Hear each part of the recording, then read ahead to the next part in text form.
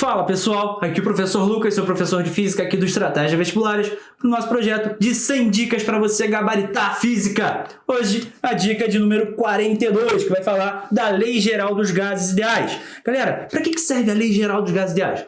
Lembra quando você aprendeu aquela história de PVT, prova que você não entendeu direito o que era aquilo? Seguinte, quando você tem um gás ideal, você caracteriza o estado dele a partir da sua pressão, volume e temperatura. Então, conhecido esses três caras, você caracteriza o estado. Ora, eu posso relacionar um estado com o outro a partir dessas três características.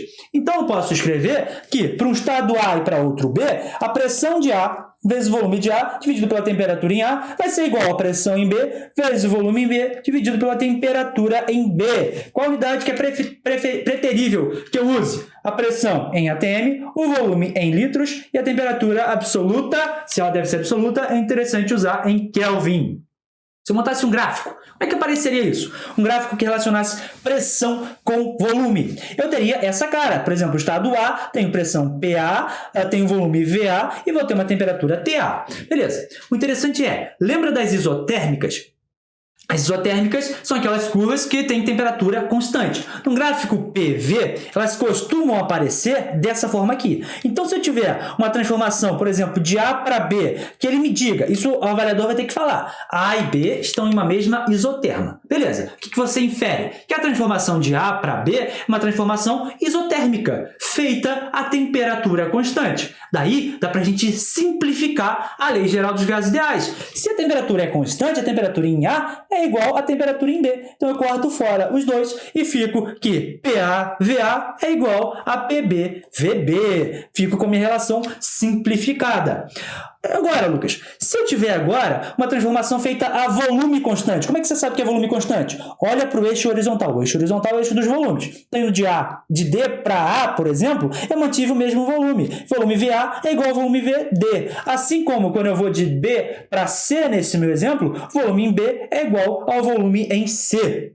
E daí, como é que vai ficar minha lei geral nesse caso?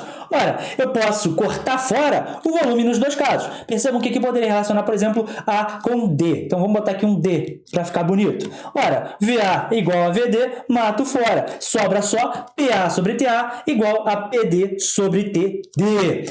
A lei isovolumétrica, então, vale para transformações feitas a volume constante. Tem outros dois nomezinhos dessa situação que eu quero que você decore. Primeiro, isométrica. Isovolumétrica, isométrica. Só rolou uma abreviação ali, que seja. A professora Celina sabe melhor que eu isso.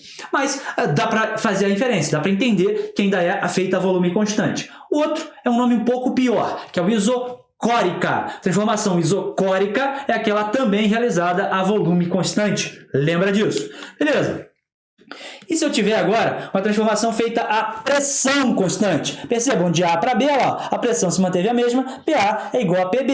E aí, vou poder cortar fora a pressão nos dois lados e vou ficar VA sobre TA é igual a VB sobre TB. Beleza, galera? Dito isso, tem uma coisa bem importante para falar para vocês. Se liguem, caixa azul, quando aparece a caixa azul, informação importantíssima. Não decore esses três casos particulares da lei geral. Não!